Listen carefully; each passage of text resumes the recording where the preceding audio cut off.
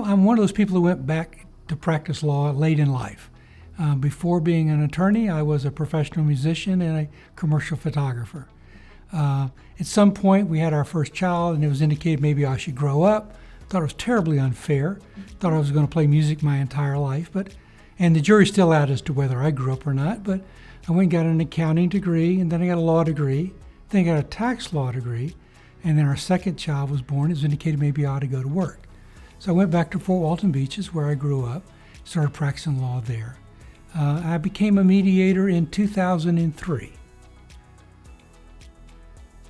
The majority of what I do deals with business-related matters, wills, trusts, and estates, guardianships. That's about 2/3 of my practice as far as mediation. The rest of it is made up with things. I do a lot of high-profile divorce cases when they're complex estate plans or complex asset configurations. And I get involved in construction litigation, and I'll get occasionally some personal injury cases. I'm a little bit on the assertive side. I think it's important for the mediator to control the process. My goal typically is to try and understand the parties' needs as opposed to what they want, and then try and develop a series of accommodations for them to consider to settle the case based on their needs versus their wants in the legal environment which we're working in. Patience and the willingness to go the long haul and to continue to explore settlement options.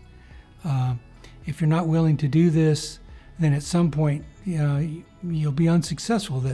You've got to assert yourself and to get folks to at least stay focused on why they're there.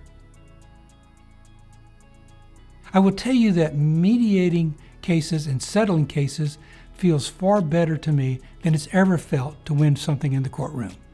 That is very satisfying when we settle cases. And so I think the goal is to stay there as long as you can get the participants to stay there and stay focused on what you're intending to do. Try and be creative in coming up with settlement options. And if they're willing to stay long enough, you can settle the case. I have several things that keep me interested. I still play music, and I enjoy doing that.